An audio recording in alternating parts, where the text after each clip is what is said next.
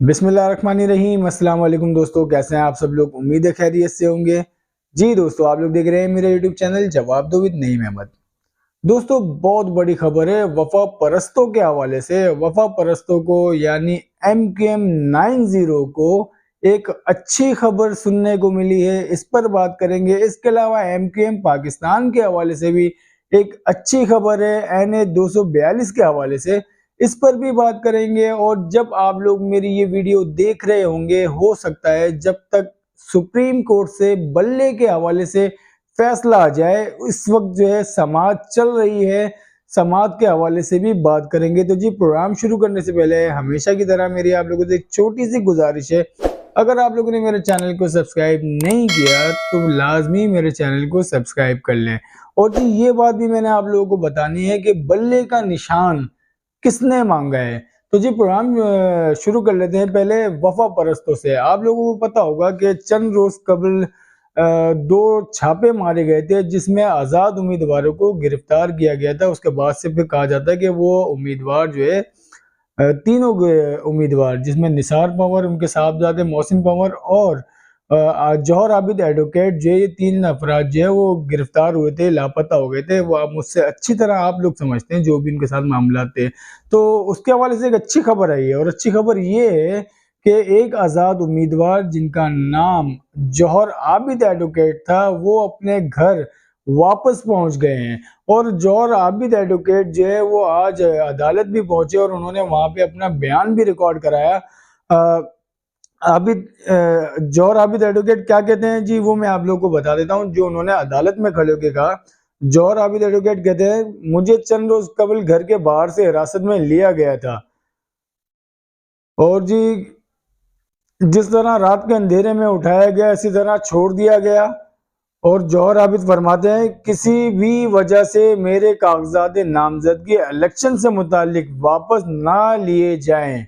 मतलब उन्होंने ये खदशा जाहिर किया है कि उनको उनके जो उन्होंने जो कागजात नामजदगी जमा कराए हैं आज़ाद उम्मीदवार की हैसियत से, वो किसी भी वजह से जो है उनको वापस ना किया जाए, उन्हें हर हाल में जो है वो मंजूर किया जाए। ये जौहर आबिद एडवोकेट ने कहा। और जब वो अदालत पहुंचे तो उनके बहुत सारे जो साथी वकील थे जिन्होंने स्ट्राइक की थी, वो तमाम जो बार काउंसिल के जो उनके लोग थे, वो उनसे मिले, उन्हें गले लगाए। और बहुत सारे लोग वहां पर मौजूद थे जिन्होंने मुबारकबाद भी दी जौहर आबिद एडवोकेट को। अब जौहर आबिद एडवोकेट जो है वो तो आज मंजर आम पर आ गए, और उन्होंने बताया कि उनको जो लोग उनको लेकर गए थे, वो लोग इनको रात के अंधेरे में लेकर गए थे, और रात के अंधेरे में ही इन्होंने उनको उनके घर पे छोड़ा है।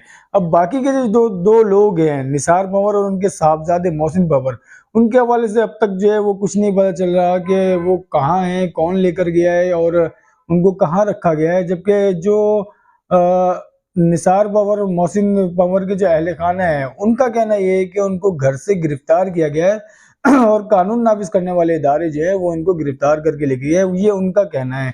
और बाकी जो है सोशल मीडिया पे वीडियोस जो है वो बहुत ज्यादा वायरल है, आप लोगों ने देखी भी होंगी कि क्या कुछ मामलात हुए थे। तो अब तक की एक अच्छी खबर वफा परस्तों के हवाले से ये है, जो बानी MKM अल्ताफ हुसैन साहब के जो MKM 90 के जो कहा जाता है कि आजाद उम्मीदवार थे, उनके हवाले से ये अच्छी खबर आई है कि जौहर आबिद एडवोकेट जो है वो घर आ गए हैं।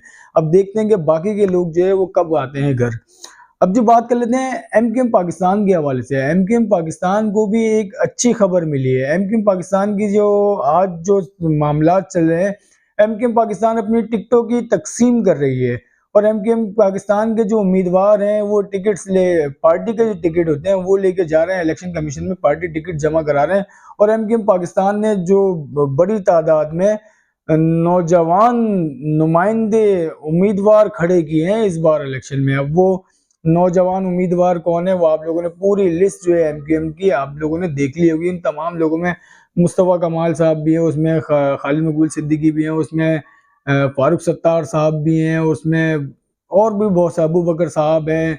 और भी अब अबू बकर साहब के हवाले से भी एक बात कर लेते हैं कि अबू बकर साहब के हवाले से मुबैना तौर पे ये कहा जा रहा है कि उन्हें NA 234 से पार्टी टिकट दिया जा रहा है, लेकिन NA 234 से इन्होंने कागजात नामजदगी जमा नहीं कराया। इस तरह की भी कुछ मुबैना इतलात आ रही हैं। अब जी बात कर लेते हैं कि अच्छी खबर क्या है एमक्यूएम पाकिस्तान के हवाले से। आप लोग को पता होगा कि एमक्यूएम पाकिस्तान और नून लीग के दरमियान काफी टाइम से डेडलॉक चल रहा था NA 242 बल्दिया टाउन वाली सीट को लेके। तो अब से कुछ देर पहले, चंद लम्हात पहले, जब मैं ये वीडियो रिकॉर्ड कर रहा हूँ, 4 बजे का टाइम है और तकरीबन उससे 5 मिनट पहले जो है एक खबर ये आई है कि नून लीग के जो सदर हैं मियां मोहम्मद शहबाज शरीफ साहब, वो NA 242 से दस्तबरदार हो गए हैं। ये खबर है और एक अच्छी खबर है एमक्यूएम पाकिस्तान के हवाले से। एमक्यूएम पाकिस्तान ने काफी मेहनत की है, मुस्तफा कमाल साहब ने वहां से काफी मेहनत की है कि वो NA 242 से इलेक्शन लड़े। उनके ऊपर जो है वो जो मामला नून लीग के और एमक्यूएम के चल रहे थे उसमें डेडलॉक था NA 242 के हवाले से। पहले ये खबर चलाई गई कि मुस्तफा कमाल साहब जो है वो दस्तबरदार हो गए, लेकिन अब जो ऑथेंटिक खबर आ रही है और ये ऐलान किया है नून लीग के एक रहनुमा है राना मशहूद साहब। राना मशहूद ने ये ऐलान किया और साथ साथ राना मशहूद ये भी कहते हैं NA 242 शहबाज शरीफ दस्तबरदार हो गए हैं, लेकिन ख्वाजा शुएब नून लीग के उम्मीदवार होंगे इसी हल्के से। नून लीग जो है वो ये सीट नहीं छोड़ रही, बस अपना कैंडिडेट जो है उसको चेंज कर रही है। मतलब सीधा सीधा ये है कि यहाँ से पहले नून लीग के जो कैंडिडेट थे वो थे मियां मोहम्मद शहबाज शरीफ साहब, लेकिन शहबाज शरीफ साहब अब इस जगह से कैंडिडेट नहीं होंगे और शहबाज शरीफ साहब जो है उनकी जगह पर ख्वाजा शुएब नून लीग के उम्मीदवार होंगे NA 242 से। तो ये एक अच्छी खबर है। काफी टाइम से, महीनों से पत्नी कितनी मीटिंग्स हो गई, कितने बार बातचीत हो गई, लेकिन NA 242 का फैसला जो है वो अटका हुआ था और आज जो है फैसला हो गया है। NA 242 से मुस्तफा कमाल इलेक्शन लड़ेंगे और जो शहबाज शरीफ साहब है वो दस्तबरदार हो गए हैं। अब शहबाज शरीफ साहब जो दस्तबरदार हुए हैं वो किसी के हक में दस्तबरदार नहीं हुए। जैसे कि इतलात आई थी कि मुस्तफा कमाल साहब जो हैं वो शहबाज शरीफ के हक में दस्तबरदार हो गए, ऐसा नहीं हुआ। इस बार जो हुआ है नून लीग के जो सदर है शहबाज शरीफ वो दस्तबरदार तो हुए हैं, लेकिन वो खुद से दस्तबरदार हुए, किसी के हक में नहीं हुए। उन्होंने अपना दूसरा कैंडिडेट ख्वाजा शुएब जो है वह उसे इस हल्के से खड़ा किया है। ये एक अच्छी खबर है एमक्यूएम पाकिस्तान के लिए। अब जी बात कर लेते हैं बल्ले के निशान के हवाले से। और ये बल्ले के निशान के हवाले से जो अभी समाअत चल रही है सुप्रीम कोर्ट में, ये बहुत अहम समाअत है। इस समाअत के बाद अगर फैसला आ जाता है PTI के हक में, तो फिर बड़े मसले पैदा हो सकते हैं। जो इतलात हैं मुबैना तौर पे कहा यह जा रहा है कि चीफ इलेक्शन कमिश्नर जो हैं सुल्तान राजा साहब वो भी रिजाइन कर सकते हैं। इस तरह की भी इतलात है अगर फैसला आ जाता है, क्योंकि बहुत से लोग ये कह रहे हैं कि इदारे एक दूसरे के सामने आके खड़े हो गए हैं। जो लोग कह रहे हैं, जो तबसरे चल रहे हैं, आप टीवी चैनल से उठा के देख लें, जितने भी टॉक शो हैं जिसमें बड़े बड़े तज्जियाकार बैठे हुए हैं, उनका भी कहना यही है कि इदारे एक दूसरे के सामने आके खड़े हो गए हैं। इदारे कौन? इलेक्शन कमीशन ऑफ पाकिस्तान और अदलिया, इसके हवाले से कहा जा रहा है। अब ये जो आज जो आप लोगों ने देखा होगा कि 2 दिनों में 2 जस्टिस ने जो है वो इस्तीफे दिए, 2 जजों ने जो है इस्तीफे दिए।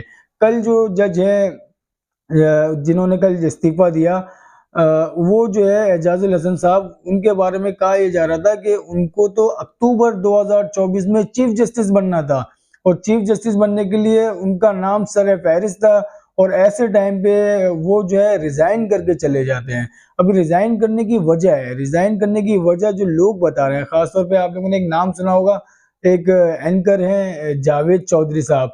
जावेद चौधरी साहब ये कहते हैं कि इनका जो एजाजुल हसन साहब हैं, इन्होंने जो रिजाइन किया, इनके रिजाइन करने की वजह ये कि जिस तरीके से मज़ाहिर अली नकवी और एजाजुल हसन साहब जो हैं, ये दोनों जो है ये जो पहले बंदियाल साहब के करीबी लोग थे, तो मज़ाहिर अली नकवी ने रिजाइन किया है। उसके बाद जो है उनको ये लगता है एजाजुल हसन साहब को कि जो पनामा केस चला था नवाज शरीफ के खिलाफ, उसमें ये जो जज हैं एजाजुल हसन साहब, ये निगरां जज थे, तो फैसला आया था वो नवाज शरीफ के खिलाफ।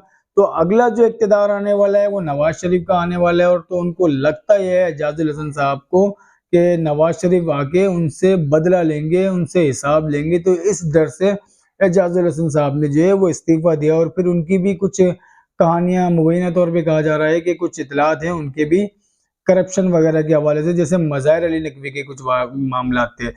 तो अब देखते हैं कि अब जो फैसला आता है बल्ले के निशान के हवाले से, उसके बाद उसके बाद जो है फिर क्या होता है इलेक्शन के हवाले से। एक और बड़ी खबर भी मैं आप लोगों को दे देता हूँ।